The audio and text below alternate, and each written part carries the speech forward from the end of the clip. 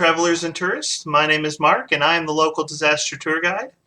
And welcome back to my Storytelling and Wrath of the Righteous series, a Let's Play series where we are going to be playing through the new CRPG by Owlcat Games, which is Wrath of the Righteous. It is a game based off of an adventure path from Pathfinder 1st edition of the same name. And it centers around the battle against the demons that are pouring out of the World Wound in Golarion. The goal of this series is to take a look at the choices that Paizo and Owlcat have made to tell this particular story, and to see if there are any lessons that we can learn about how to do effective storytelling that we can translate to our tabletop RPGs. So, a few quick notes. Number one, obviously, spoiler alert. We're playing through this game and taking a look at the story, and that means that the story will be spoiled if you are watching this video. So if you care about that sort of thing, feel free to go and play the game for yourself first, and then you can come back later and watch this playthrough and be part of that conversation around the storytelling. But if you don't want the story spoiled, this is not the series for you. And also, let me just say, I strongly encourage you to check out Paizo Publishing. I strongly encourage you to check out Owlcat. I will throw some links down in the video description to this.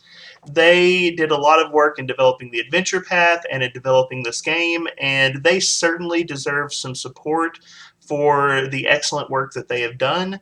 So definitely check them out. Definitely see what kind of things they have to offer, because they've gone out of their way to do some serious work on behalf of the gaming community, and so I just want to encourage you to support them for everything they have done. But let's go ahead and dive back into the game. My main character, if you have been following the series, his name is Grymstone. He is a dwarven slayer. He is a kind heart but hot-headed dwarf that, after some reforming work by his friend, a priest of Kaiden Kalen, decided to try to make better with his life and decided to travel north to the World Wound and see if he could help out the people there. Showed up at probably not the best of times. If you want to know why that is, feel free to check out the previous videos in the series. But currently he is trapped in an underground cave system. He's trying to make his escape, and he is working with some other survivors and some other people to make his way. Really quick, the people that I am traveling with.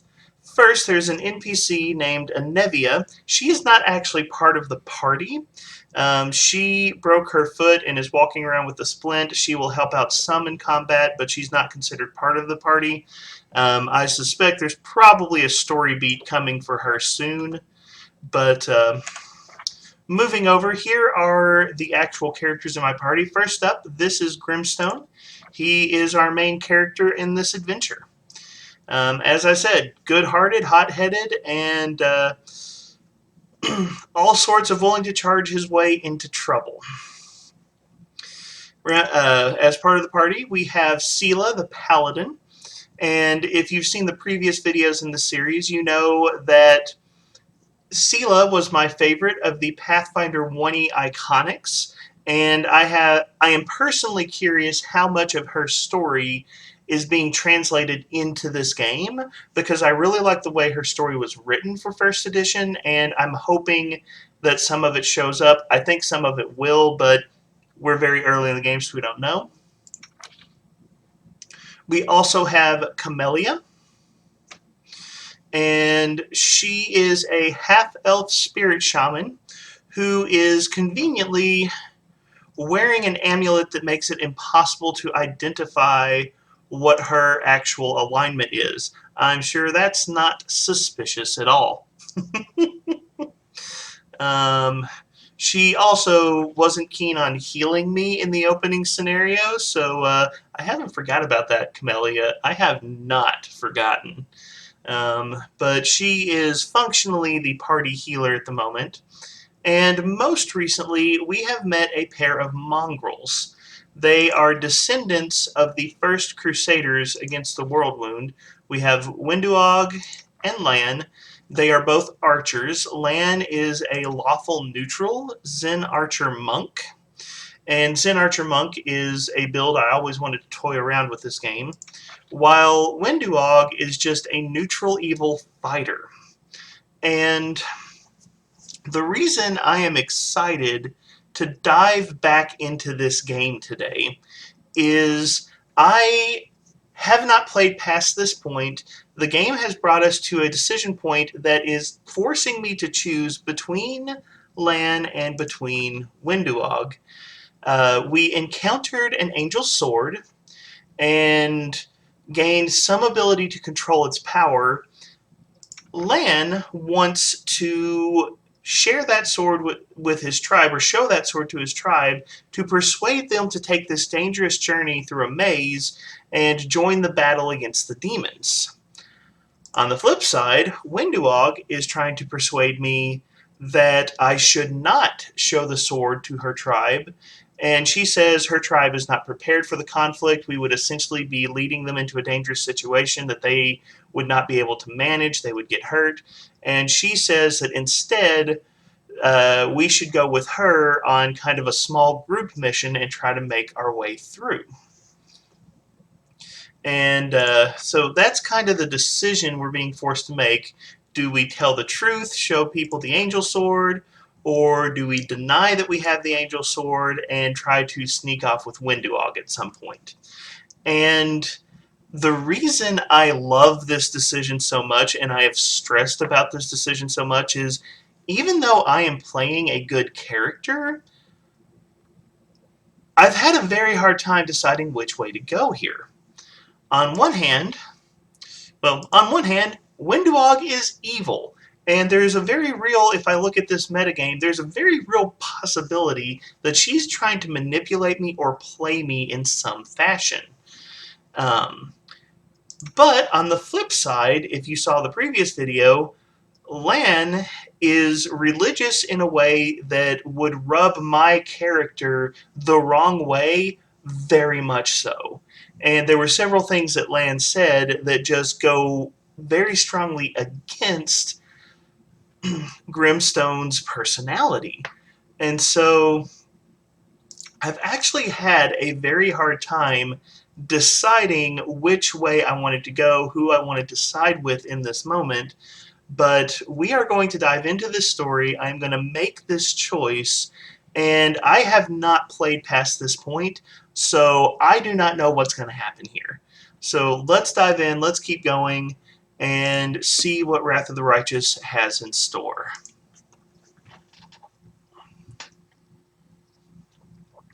Also, quick note, there's some people mowing for the city in my neighborhood, so if there's any noise from that in the background of this video, I do apologize.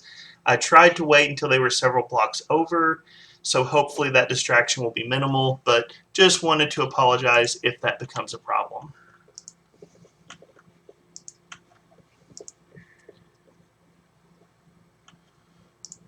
Would you look at that, Uplanders? Uplanders, they should have stayed on the surface. They have no business coming down here. Let's pray to our ancestors to bring children home safe.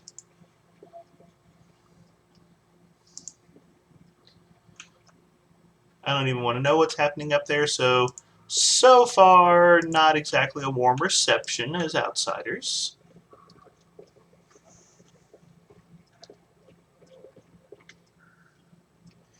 Your first impression of the mongrel village is of a squalid dump with odors to match. Unblinking glowing eyes watch you from the gloom, and deformed shadows slope between the huts. You see some mongrels gutting white eyeless fish while others are repairing fishing nets. All the signs of normal village life, but tense expectation hangs in the air. I would agree with that. Chief Sol. Uplanders, eh? End times are upon us indeed.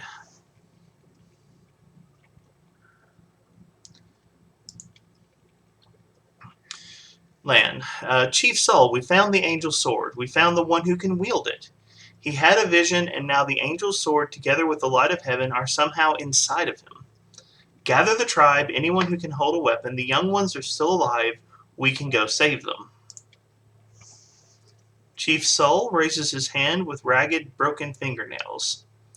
Ah, Lan, always dreaming or always dreaming, always talking. You're too hasty for your own good. The attempt to put accent into this is a little thick. Um, it's going to get you in trouble. He eyes us up and down.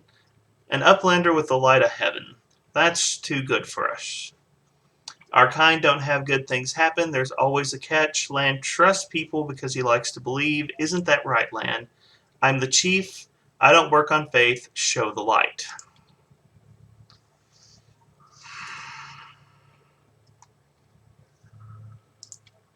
So there's someone else from the surface here.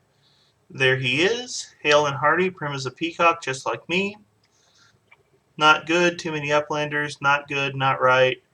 What are you up to here? You're not one of us. We're not your kind. When the time comes, we'll come to you, not you to us.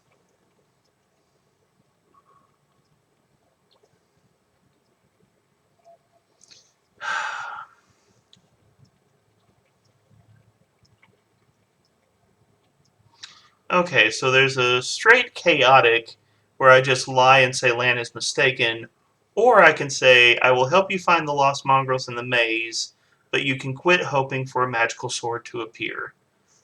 Okay, I like this. I do like this. My character would still be dodging, but I'm kind of leaning towards Winduog's approach to this situation. So let's try number 2. At last, someone's talking sense. Oh, they're going to force me to make the decision. You don't understand. It's holy light. It will scare off monsters that dwell in the maze. Listen, I don't personally believe in this angelic light, but Sol does. Show him. It won't cost you anything.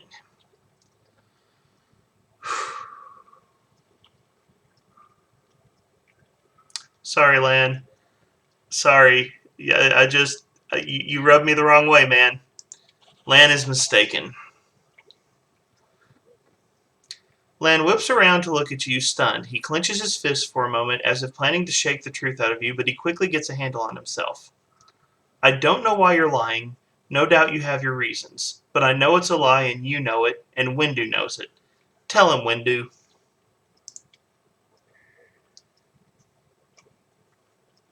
I saw the light shining between the rocks, and then it went out. Lan saw what he wanted to see. Why are you doing this? Doing what? Telling the truth? Oh, gosh, I feel bad. Okay. I'm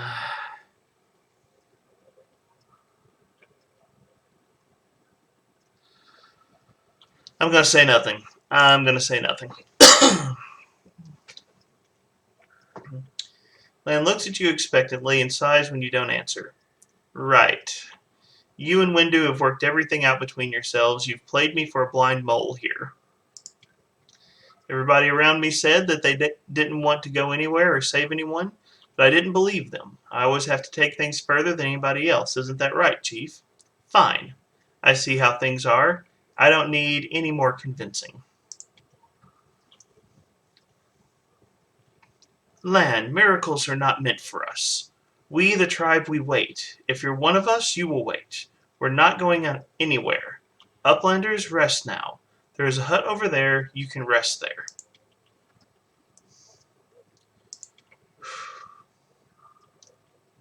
You made the right choice. It was the lesser of two evils. And now rest, so we can be at our best when we go into the maze. I promise to lead you to the surface, and I will. And we get a level up. Yes! Okay. Well, let's dive into this real quick. My general philosophy in Kingmaker and in this game is to stick with the primary class of whatever I'm playing, although for Winduog I may do some investigation. But let's go ahead and level up Sela.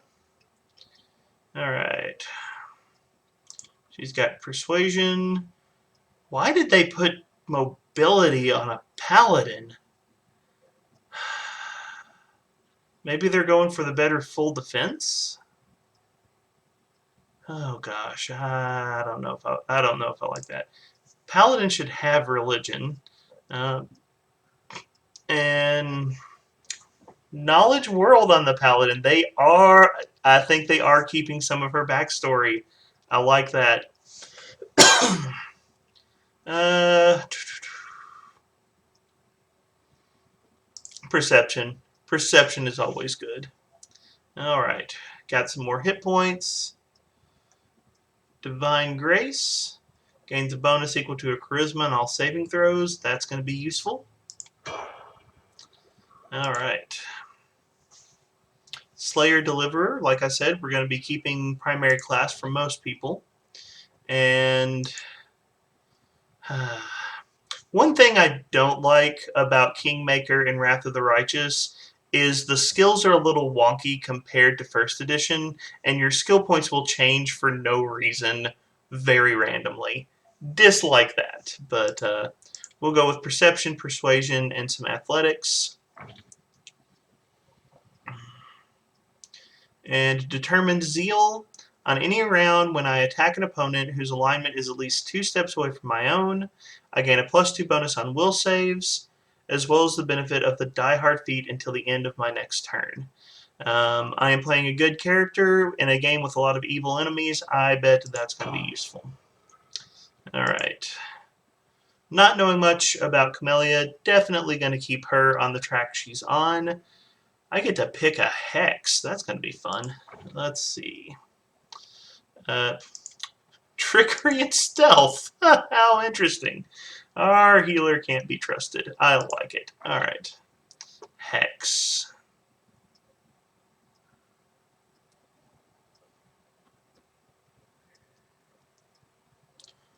Whew.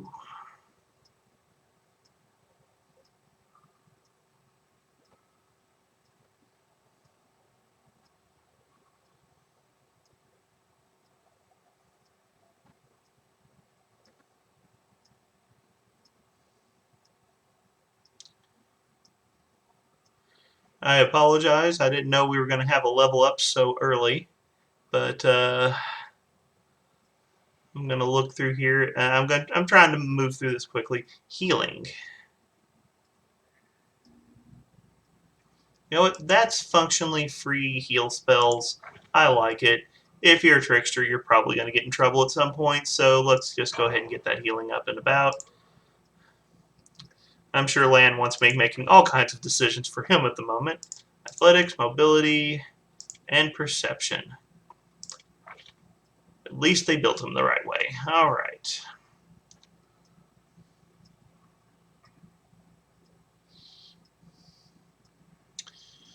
Okay, I love Rapid Shot. I don't know why they're downplaying it here, but Precise Shot is kind of a prerequisite when you're doing ranged characters, so we'll go ahead and put Precise Shot on him. Alright. Weapon focus with one type of bow. We'll go for longbow. Then, alright. Actually, let's examine Windwall real quick. Good strength, good dex, con.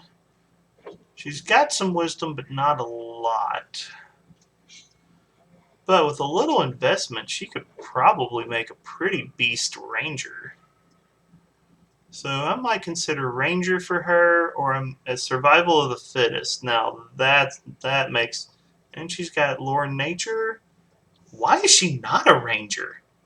This don't make sense. Okay, yeah, I think I'm going ranger. Well, let's go down here first. Is there anything? I don't see anything down here. Nah, she's not a rogue. So,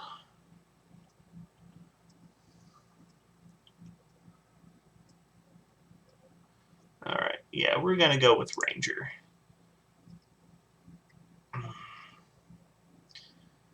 Demon Slayers.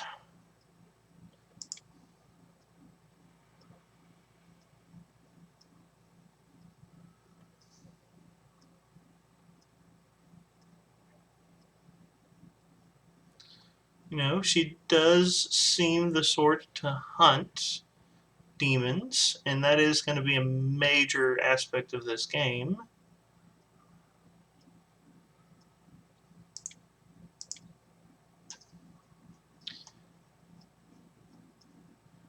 Proved fiendish quarry.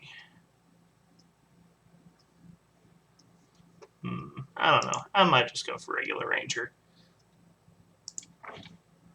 All right. So before, she had perception and lore nature, so we're going to go ahead and do those. Let's go ahead and get some stealth in there. And let's give her some athletics as well. And, ooh, we got options on the demons. I guess I didn't want to make it too easy. Demons of slaughter, demons of strength, or demons of magic. I want to take down some demons of magic. That. Thank you for giving me an interesting choice, Wrath of the Righteous. So, all right.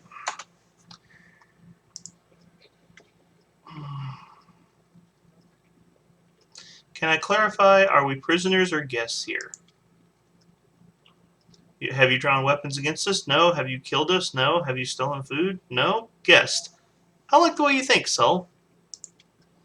Live as we did before. The ones who went, their trouble is their own. We will mourn them, but we are neithers. We wait for the call. Has the maze fallen? No. So we wait.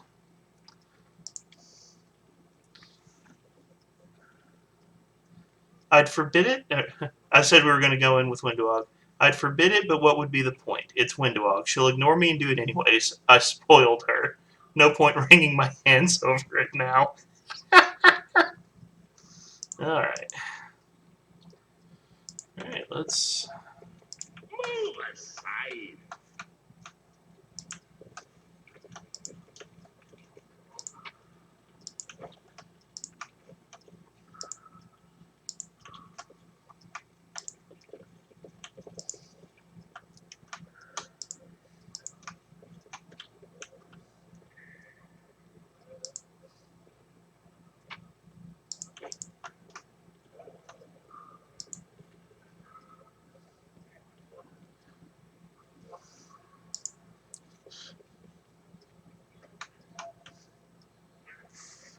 Where am I supposed to go rest? Over here?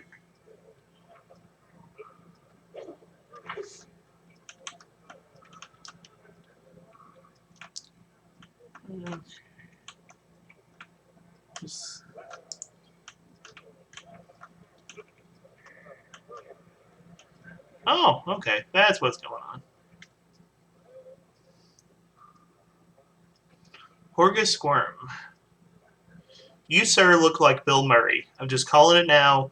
Your name may be Horgus, but I'm calling you Bill Murray. An elderly man in expensive but not ostentatious clothing approaches you. He is peppered with several healed cuts and bruises. Allow me to introduce myself. My name is Horgus Squirm. Yes, that Squirm. You no doubt have heard of me. Sure, we'll pretend that's true, Bill Murray. If you've spent any time at all in the city, I have a business proposition for you. Yeah, that's Grymstone's response right there. Your name tells me nothing. Who are you? You truly are freshly arrived in the city, then. You couldn't have picked a worse time, that's for certain. Only just arrived, and the city's been razed to rubble. You should know that you're looking at one of the richest and most distinguished men in Canopus. I may not be as well known as certain swaggering loudmouths who spend their lives trapezing from one ball to the next, but the Worm Trading Company is one of the pillars of the city. I'll have you know. I'll have you know. Did you see the marquee in the square? I paid for those. Tried any festival delicacies? You have house Worm to thank.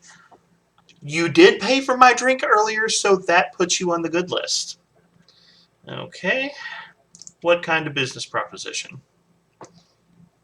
I don't know what is happening on the service right now, but I am determined to find out.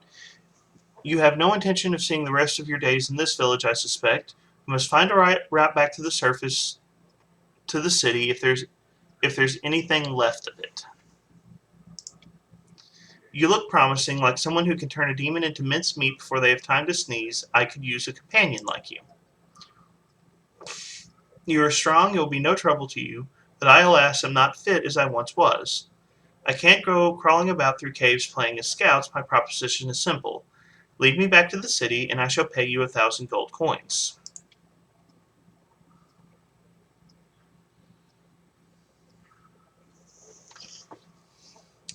Camellia, I suggest we help this man. It is good to have friends among the elite.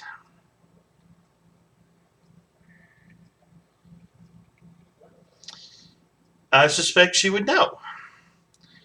I would make a diplomacy roll, but it's Grymstone, and I would fail that diplomacy roll. But he'd try. Wow, okay. Are you taking advantage of my dire circumstances? Very well, make it 2,000. Deal. In the meantime, I shall sit here in the village. How did you end up here? He focuses on Camellia before his gaze returns to you. Yes, there's a rivalry between Camellia and Bill Murray. I love it. Yes, I want to know where this goes. Like everyone else, down I went with that accursed beetle cleave the ground in twain beneath our feet.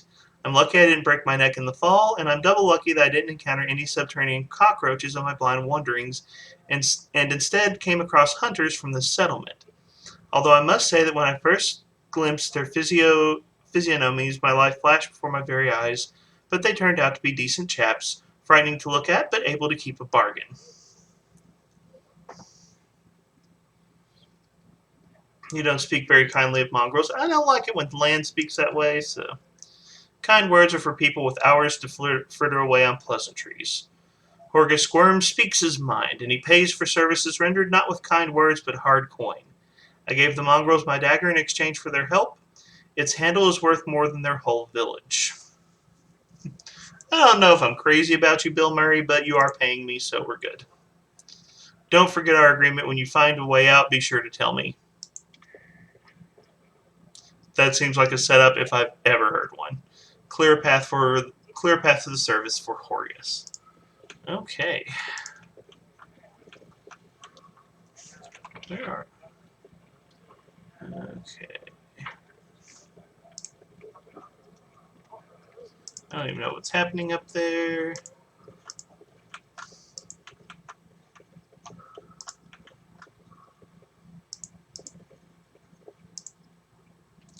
Would you look at that, Uplanders? Has the maze really collapsed? You have nothing to feed you. Go to one of the other tribes.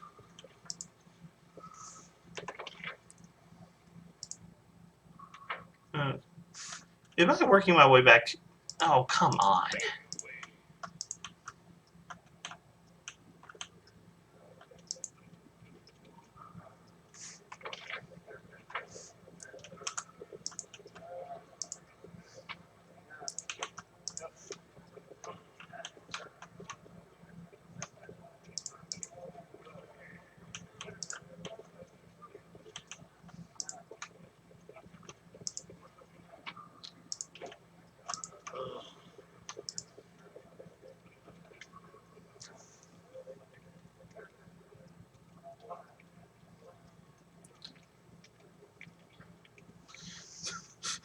All right.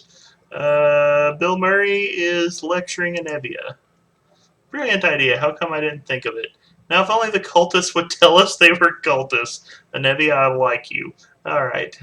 Then we wouldn't have to waste time investigating honest citizens who decide they'll go all cloak and dagger right under our noses. Anevia, how's the leg? Hasn't fallen off, so that's good. They've bandaged me up all nice and smeared some stinking stuff on the wound, so it looks like I'm gonna live. They said wait a day and I'll be right as rain, so I'm waiting.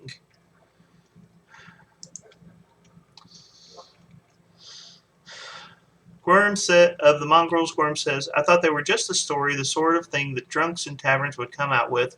Now I discover that it's true. Well, what could I possibly think of them? The poor creatures are most unfortunate, with their faces and minds so deformed. It's a miracle they're even alive. Anevia responds, The part that boggles my mind is that they're descendants of the first Crusaders. All these years they've been living beneath our feet, in caves, in the dirt.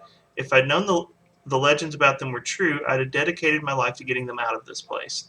Nevia, I don't know if you can be a character in my team, but I hope you can. To what end? The people of Canabris would have stoned them on sight, and Prelate Holleran would have had them tossed on a pyre in mass. Whatever ills of this place, it is their home. How long do you think they would have survived on the surface? Murray, you are not persuading me that I should be helping you. What's this bad blood about? It's an old matter. Miss Tirabade here had the notion of spying on me, then rummaging through my goods. I ask you, do I look like a cultist? You know, I haven't ruled it out, sir. Cultists don't tend to look like cultists, you know. That's the whole problem. And you, Mr. Gwern, built a whole secret operation of buying and smuggling into the city. What was it? Oh, yeah, magical weapons. How was I supposed to know that all the rigmarole with middlemen was so you could anonymously donate supplies to the crusade? Don't you see? I have a reputation to uphold, one that I value most highly. Gorham is a hard-nosed businessman, not a good fairy from a tale. Yes, I care about my city. Yes, I wish to see that its defenders, my defenders, were well-fed, healthy, and well-armed. But to make those donations openly was unthinkable.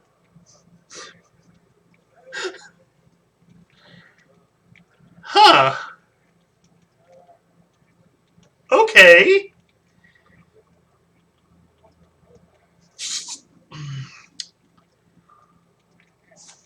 I gotta think on this one a little bit. Um, Bill Murray is not as harsh as I thought he was.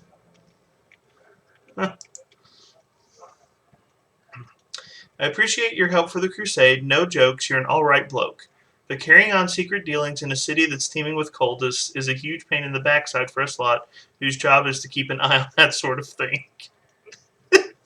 What do you think's happening in the city now? Screaming? Perhaps the city no more is no more. If Discari himself appeared, there's no telling how bad things are. Alright. Can you hold off writing our obituaries just yet? The city's full of fighters, and besides that, it's barely a stone's throw from Neuroscion. I think the people will hold on long enough for reinforcements to come from the Queen. This ain't Discari's home turf. He's going to have to retreat or else fight off the whole Mendevian army. Okay.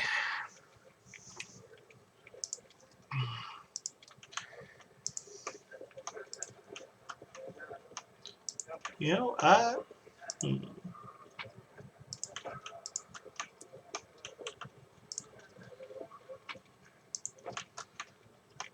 do always feel a little bad about looting in scenarios like this. I don't know why they drop loot that you can just randomly pick up, because I feel like you're stealing, which honestly my character would not do, but it's also like how you gain time and equipment, what have you. Windwog, it's time. We're heading out now. Land won't get in our way. Windwog breathes deeply through her nose, her eyes narrowing in concentration, like she's trying to taste the air to detect even the faintest sense. Finally, she gives an approving nod.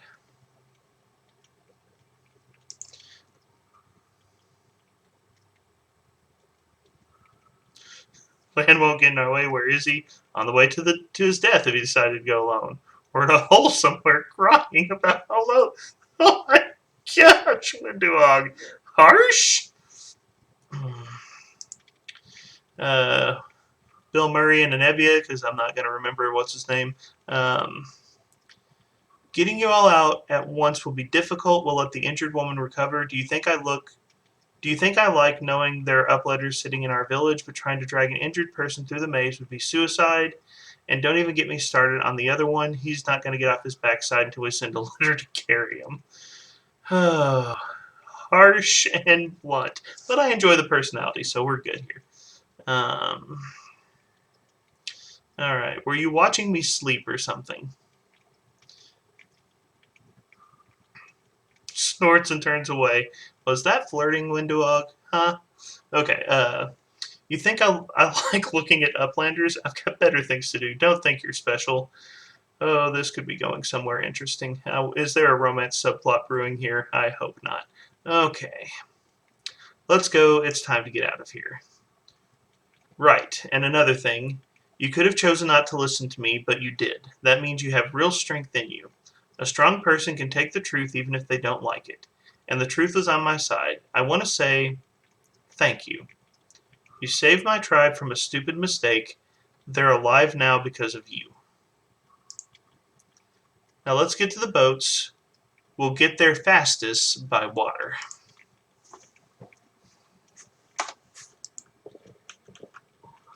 Follow me, or don't.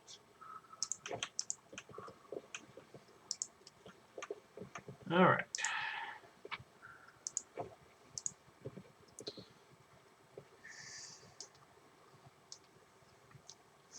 Okay, so I know we really didn't have any combat.